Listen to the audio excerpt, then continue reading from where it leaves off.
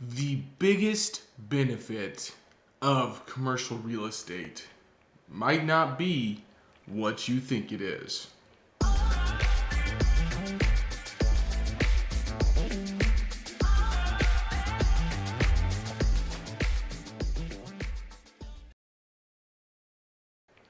The dynamic 1031 plus the cost segregation duo. I do a lot of 1031 exchanges. Additionally, I do a ton of cost segregation studies, not only personally, but also for our clients. And one of the big draws of commercial real estate investing is obviously the tax benefits. Now, investors are always looking for ways to reduce and or defer their tax liabilities to reduce expenses and boost their bottom lines. That's why real estate investors have long relied on the 1031 exchange. More coming on the issue of if the 1031 exchange will be leaving, and I'll talk about that soon, bringing some experts on. However, they've long relied on 1031 exchange and cost segregation studies as part of their tax strategies. Some investors have even combined the two to compound their savings. The 1031 exchange and cost segregation are holy grail for real estate investors, but they might be in serious jeopardy along with other tax benefits, depending on the outcome of the presidential election. That's because Joe Biden has threatened to repeal the 1031 exchange as well as the entire Tax Cuts and Jobs Act of 2017 as part of his proposed tax reform. You know, it's no surprise that with the potential elimination of these tax benefits, that investors have been flooding the phones of their attorneys, their accountants, and making sure that they're taking advantage of these provisions before they go away. If you're contemplating a 1031 exchange, you should consider going through with it sooner rather than later, and you should consider combining it with cost segregation. And let me tell you why. So, pursuant to IRC 1031, a taxpayer can defer on the tax on the gain from the sale of a business or an investment property if it's being exchanged for like-kind property. Although most investors are most familiar with the 1031 exchange, most are not familiar with what qualifies as qualifying like-kind property. Most assume a strict definition of the term, requiring, for example, that an investor only exchange a multifamily property for another multifamily property. The truth is the types of properties that qualify as like-kind can be very broad. Now, the most important thing to remember with the 1031 exchange is that the main criteria for establishing like-kind property are that both properties in the exchange must be held for productive use in a trade or a business. Based on that definition, there is no requirement that the properties be the same type, be the same location, etc. In fact, the IRS has been pretty liberal in determining what qualifies as like-kind properties. If you want to talk more about that, just simply let me know. Let's talk a little bit about cost segregation. Investors in investment property like commercial real estate can deduct the cost of acquisition of their asset over the time in the form of depreciation to reduce their tax liabilities. Shout out to my man Yona Weiss. I did a follow along Friday with Yona.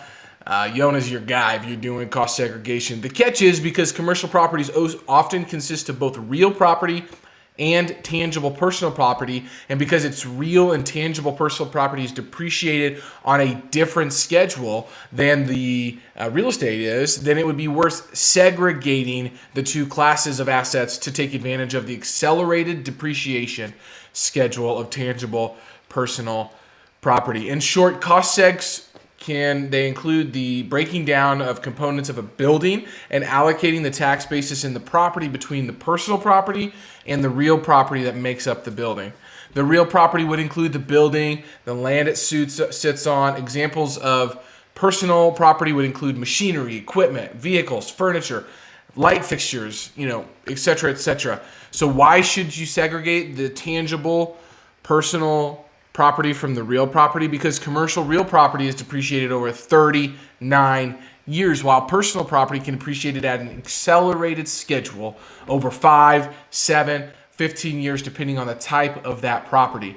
The passage of the Tax Cuts and Jobs Act of 2017 boosted the value cost segregation even more by accelerating this already accelerated depreciation by allowing 100% of the depreciation in year one, known as the 100% bonus depreciation. And although it will phase out at the end of 2026, this is a significant tax benefit no commercial real estate investor should overlook. So let's look at the value of this, okay? So according to the Journal of Accountancy, each $100,000 in assets that can be segregated from the real property and reclassified from a 39-year recovery period to a 5-year recovery period results in approximately $16,000 in net present value savings, all assuming a 5% discount rate and a 35% marginal tax rate. So with 100% bonus depreciation, the total savings increases up to $18,000.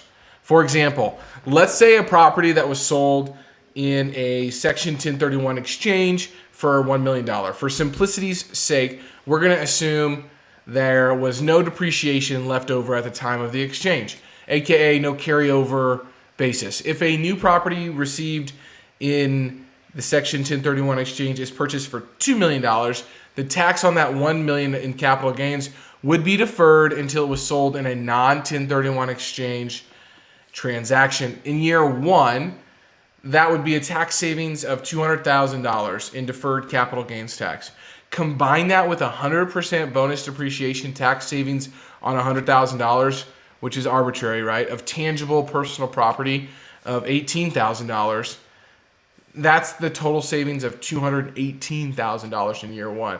So the benefits of combining the tax deferral benefits of a 1031 exchange with cost segregation can be significant. The tax savings in these combined scenarios typically far outweigh the average cost of $10,000 to $25,000 of doing these cost segregation studies, making them well worth the cost. Now always remember that cost segregations need to be done by experts. I have plenty of experts that I can introduce you to. I've already named one on the call. So tax benefits of real estate is something I've been studying for a long time. A lot of my partners study about this. It's always changing, but the rules are there. If you can understand them and apply them in the right way, it can really multiply your return. So anyways, guys, until next time, live free.